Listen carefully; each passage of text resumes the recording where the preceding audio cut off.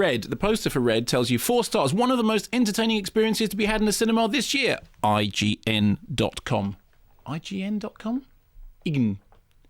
Use IGN.com. Anyway. You're the critic. No, but I'm saying, yes, exactly. The point is, big letters, entertaining experience we had in the cinema, IGN.com. Never heard of them. Well, you and me both. So, anyway, adaptation of a graphic novel by Warren Ellis and Cully Hammer, and it's had a sort of respectable open. I think it's like covered its budget in America so far.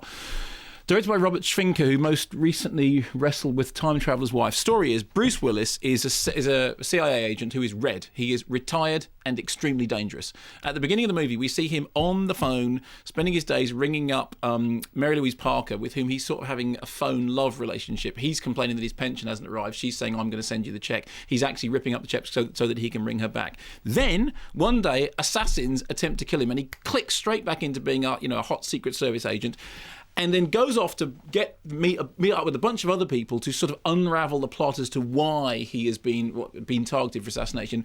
Kidnapping en route the Mary Louise Parker character, who he now believes to be in danger. So for her own good, takes her on board. And then rounds up his old associates, essentially Morgan Freeman, who's an avuncular old codger now living in a retirement home, John Malkovich, who's a twitchy, paranoid guy who lives underground and is convinced that everybody's out to get him, Helen Mirren, who's a feisty dame who looks great in a dress and even better with a huge machine gun, and Brian Cox, who plays a bearded Ruski. Here's a clip. The entire back half of the Guatemala file has been blacked out, but there's a list, 11 names, plus one that's been redacted. All dead, except for Frank and Marvin. All the names on the reporter's list are in the file, too, but she has an additional name.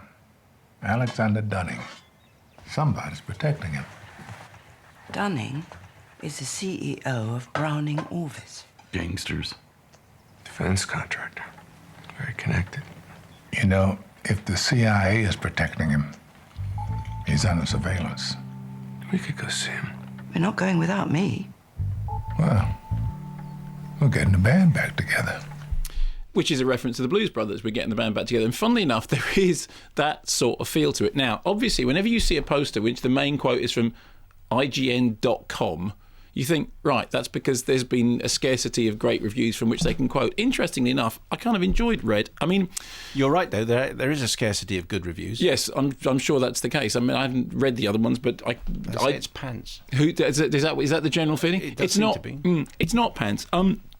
I think to some extent, in order to enjoy it, you have to have a level of goodwill towards it and towards the characters. There was an article by Warren Ellis today talking about the writer of the graphic novel, talking about the resurgence of movies with older characters in them, like, for example, The Expendables, and saying, the fact of the matter is that there's a whole bunch of actors out there who have grown up, and there's an older audience who've kind of grown up with them and quite want to see movies in which those older actors come out of retirement, put the stuff back on, and do it. The phrase that he uses is this, I'm quoting him here, he says, while you're playing with the computer games they don't like or understand, they're buying seats at the cinema to watch films about you getting kicked in the face by them. So there is a sort of a running riff all the way through this here. R.E.D., retired, extremely dangerous, people being taken out of retirement. Morgan Freeman's character says, I've seen Vietnam, I've seen Afghanistan, but I never thought I'd end up in the, Sleepy Hollow retirement home. And there is clearly a sort of joyous gag going on all the way through the film about the idea that these people are all past it in a sort of post-Expendables way.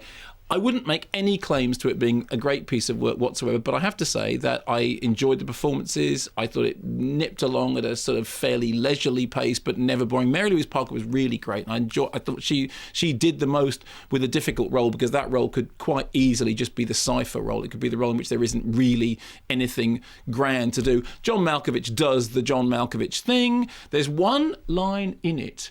How would I know when I see John Malkovich do Well, his thing? the John Malkovich thing is, okay, twitchy, nerdy, strange, weird, slight, hamming it up. I mean, here's the thing with John Malkovich. He's one of those people who on stage was meant to be a great thesp, although I went to see him on stage doing, was it Burn This? And I don't know, you were there. Yeah, I think it was Burn This. Was it Burn This? I think it was Burn This. And I was like 5 years old. Nobody could hear a word he was saying because he was talking to the floor. He was in that, Malkovich thing. He was doing that. But every now and then he just rolls out the John Malkovich. It's like you've got one of these movies. We want somebody twitchy, strange, slightly edgy, slightly odd, slightly quick. I know, is John Malkovich busy? Let's get him. And he does that perfectly fine. But actually, when you look at the constituent elements of Red, it works perfectly fine, and it is nice to see those actors enjoying themselves in those roles.